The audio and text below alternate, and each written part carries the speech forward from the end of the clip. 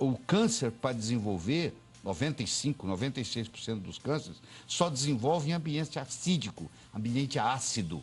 Então, quando você ingere uma substância alcalina, você facilita a prevenção do câncer. Mas essa diferença que parece pequena, de 4 para 10, é muito grande no nosso organismo? Isso é logarítmico, isso é expoente. Só para você ter uma ideia, um refrigerante tem um pH de 2,5. Vamos pôr o sangue com 7,5.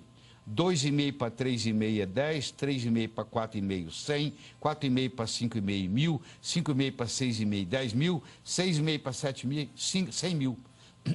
Você tomar um copo de refrigerante, tomar um copo de água com 7,5, a diferença do potencial hidrogênio iônico é de 100 mil vezes. Porque isso é um expoente, isso é exponencial. Por isso que o refrigerante está sendo tão falado como o pior alimento do mundo. O refrigerante é veneno. É veneno? Nem no final de semana eu aconselho que você deixe seus filhos tomar. Porque se cria uma série de problemas. Um deles é esse. O outro problema é a quantidade de açúcar que tem. Quando não tem o açúcar, tem um adoçante que prejudica. Agora, voltando à água. Vamos lá. Eu estou um pouco assustada aqui, porque que água que a gente toma? Qual é o pH da água que sai ali do meu filtro normal, que é igual o filtro que as pessoas têm em casa? Geralmente em torno de 7. Isso é ruim? Não, não é ruim, mas é muito melhor do que você tomar um pH de uma água importada, famosa, francesa, que eu não vou falar o nome, que o pH é 3,5. Você está brincando. Então isso é péssimo para a saúde. Péssimo. E vem na garrafinha de vidro essa. Vem na garrafinha bonita de vidro, verde. É cara, é francesa, você sabe qual eu estou falando, e o pH é 3,5. Então essa também, apesar dela estar numa garrafinha de vidro, ela não é água, ela é um refrigerante. Você pensa que é água, porque na realidade o pH dela é de refrigerante. E tem gente chique que só toma essa água e acha que assim está cuidando da saúde. Então de jeito nenhum. Aí o que o corpo faz para compensar esse 3,5 de pH? O corpo tem uma série de mecanismos. Ele equilibra o pH no sangue usando substâncias chamadas buffers, que vão equilibrando. São substâncias chamadas anfóteras, que quando o pH está baixo, sobe, quando o pH está alto, baixa. Então, você gasta, coisa que você ia utilizar na sua célula, você agora gasta para manter o pH do sangue. Tira a sua energia, você fica cansada, desanimada, entendeu? Do mesmo modo, se você estiver desidratada, porque um grande problema que tem hoje, 30% da população no mundo, hoje, nas ruas, estão desidratados. Porque eles não têm essa preocupação de beber água. À medida que você envelhece, a sensação da sede vai sumindo. E o centro da sede e o centro da fome, lá no hipotálamo, eles estão pertinho um do outro. E muita gente confunde sede com fome. A pessoa está com sede, mas sente que está com fome. Então ele come, tem compulsão por comida. E na realidade, se ele tivesse tomado um copo d'água antes, aquela compulsão ia diminuir, porque na realidade ele não tem fome. Por isso que ele tem que ficar comendo. Só que o centro da fome, o centro da sede, no hipotálamo está muito perto. Então, à medida que a gente envelhece, a gente vai perdendo a sensação da sede. Então, os velhos, os idosos, eles são desidratados por natureza. Agora, deixa eu te perguntar uma coisa. Eu estou aqui tomando a minha água e eu tomo bastante água todo dia. Bom. Mas qual é o pH dessa água? Como é que eu vou descobrir? Existem aparelhos que você coloca aí dentro, dá o pH, ou existem gotinhas que você pinga e é de acordo com a cor. De verde, azul para cima, verde para cima, o pH está bom. Quando der um amarelo, um laranja, um vermelho, o pH está ruim. Então, hoje é fácil, em 1 minuto, você determina o pH da água. Se eu soubesse, teria trazido aqui para mostrar para você. Mas eu quero que você volte para a gente entender melhor esse assunto, porque é um assunto complexo e importante. Deixa eu te falar outro aspecto mais importante ainda. É o poder de oxirredução. Tem água que é oxidante. Tem água que é antioxidante. Tem água que envelhece você. Tem água que rejuvenesce você. Então, você já ouviu falar de oxidantes e antioxidantes, radicais livres. Tem água que tem radical livre. Então, você toma água, é como se você estivesse te enferrujando. Então, isso é outro aspecto importante. Existe um outro aspecto importante, que é a tensão superficial da água. A água tem que ser leve, ela tem que ter uma tensão superficial muito baixa. Porque quando ela chega lá no capilar, às vezes ela tem que ir contra a força da gravidade. Então, tem água que você toma e ela não cumpre a missão dela. Porque ela tem uma tensão superficial muito alta. Entendeu? Puxa, e a gente achava que água era água, né? E vocês mulheres tomam anticoncepcional. Esses anticoncepcionais, vocês urinam. Isso vai para os lençóis freáticos do Brasil todo. Então, a água hoje ela já vem contaminada, inclusive com hormônios. A água de torneira, ela vem contaminada, inclusive com hormônios. Ela é colocada... E quando ela passa pelo purificador, pelo Depende filtro? do tipo do filtro. Tem filtro que elimina os hormônios. Tem filtro, por exemplo, que tira o cloro. Até o cloro do chuveiro te faz mal. Por exemplo, se você tomar banho com um chuveiro onde a água está com cloro, quando o chuveiro fica quente, frio até que não, mas na hora que você põe a água quente, aquele cloro que está na água, ele vira um vapor. E você absorve aquilo dentro do banheiro e não está sabendo. Então, hoje existem filtros, principalmente nos Estados Unidos, está chegando ao Brasil, onde você coloca o filtro no chuveiro.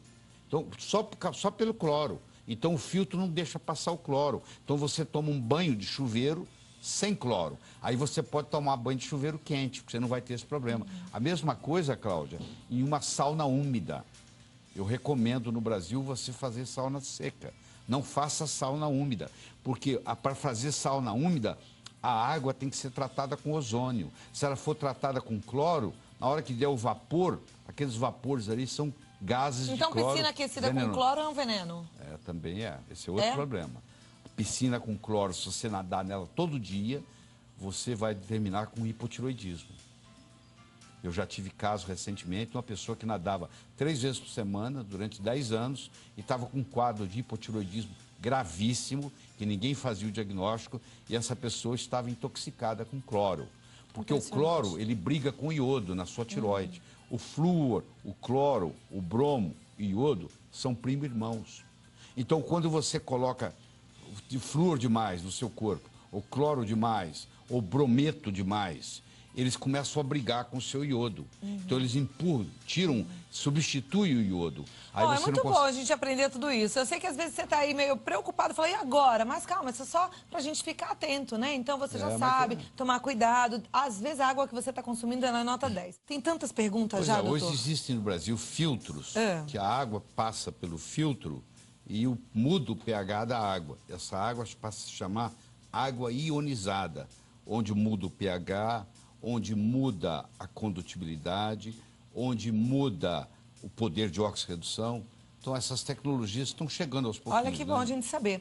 A pergunta é da Maria Elisa. Ela diz que tem 42 anos, está concorrendo aos livros, gosta muito de água com gás. Pergunta se faz mal para a saúde. Se o gás nasceu com a água, ou seja, se a fonte da água já é gasosa, não tem problema. Agora, se o gás é acrescentado na água, aí o pH baixa muito. Ela tem que ver qual é o pH da água gasosa que ela está tomando. A Daniela gostaria de saber se é seguro tomar água de mina. Não, depende da mina, porque existem minas que estão contaminadas. Você tem que pedir uma avaliação, isso é fácil fazer análise da água, em qualquer cidade, se é possível. Uma vez feito a análise, você fica mais tranquilo. Ok. A Terezinha Tomás, boa tarde, eu faço parte de uma empresa que trabalha com um aparelho que dá água alcalina. Sim. E ela gostaria que a gente falasse um pouquinho mais dessa água. Pois é, eu estava dizendo, existem aparelhos, são filtros, que além de a água passa por esses aparelhos, eles fazem a filtragem, eliminam as impurezas e, por um processo tecnológico, muda o pH da água. E uma água que, por exemplo, de torneira, que entra com pH 7, ele pode sair na hora de você beber com pH 9. E aí faz aquela compensação.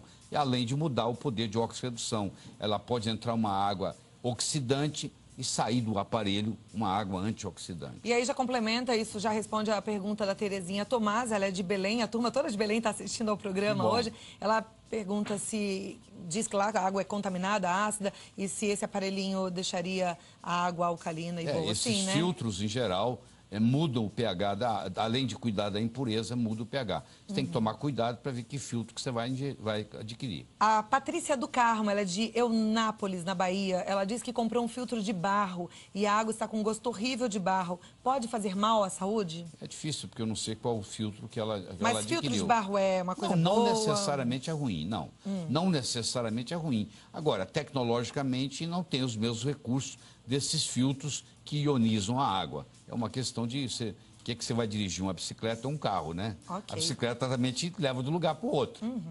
mas não leva do mesmo jeito que um carro leva. É diferente. Né? A Maravuashi, ela diz que a avó adora o programa e está perguntando se água de coco a gente pode beber todos os dias. Claro que pode. Aliás, um dos meus DVDs que eu entreguei para você aí é sobre as vantagens do coco. O coco substitui até o leite materno. Pra você ter uma ideia, o leite materno é importante porque tem 19% de ácido láurico. O coco tem 47%. Pode ser o de caixinha? Não. Pode ser o de latinha? Não, tem que ser o natural. Coco, tirado do pé. Porque os outros têm conservantes. Então, se você tomar todo dia, você também vai estar ingerindo um conservante que pode ser toxina todos os dias. O que eu sou a favor é do coco natural. A Mara Viana, ela diz que sabe que é necessário tomar 2 litros de água por dia, mas ela pergunta se ela tomar mais do que isso, por exemplo, 4 litros, pode fazer mal? A longo prazo, ela vai sobrecarregar os rins, porque essa água tem que ser eliminada. Os rins dela vão trabalhar numa sobrecarga. Então, se você tomar em excesso, você está também fazendo uma sobrecarga ao seu organismo, sem falar que você está eliminando sódio, aí você pode ter o que se chama hiponatremia, aí você vai ter que ingerir mais sal, aí começa então, o mecanismo. a quantidade é essa, 2 litros? Acho que não chega bem a isso, não, tá? As pessoas falam 2 litros porque ninguém toma. Mas, na realidade, se você tomar 6 copos d'água por dia, você está ótima. Tá bom. Tá bom. A Débora Exposito pergunta se é verdade que em todas as águas há restos de fezes. Não, não é verdade. Não é verdade. Não é verdade. Inclusive, se passar pelo filtro, isso não tem problema nenhum, isso fica eliminado. A Maria Luísa Marino, ela é de Itatiba, São Paulo, diz que tem hipotiroidismo. E o médico recomendou a tomar bastante iodo.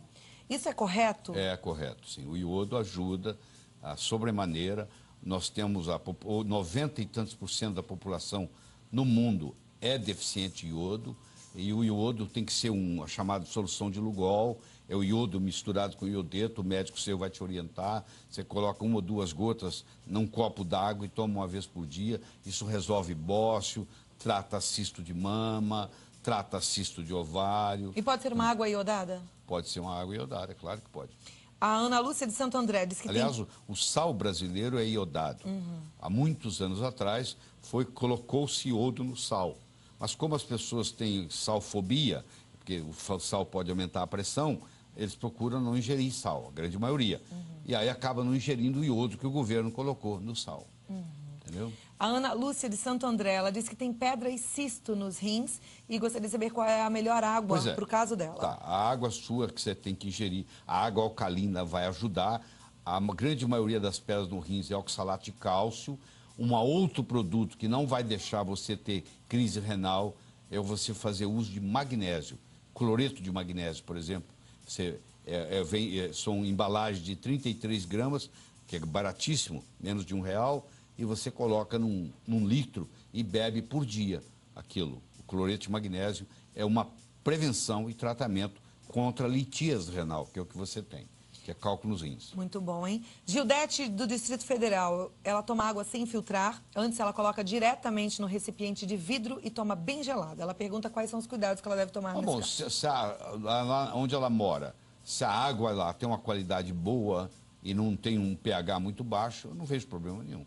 A Elaine Mota diz que tem uma filha especial e que devido aos engasgos, como ela é especial, ela engasga, com os líquidos, ela toma água com espessante alimentar. Isso modifica a função da água no seu organismo? Não modifica não.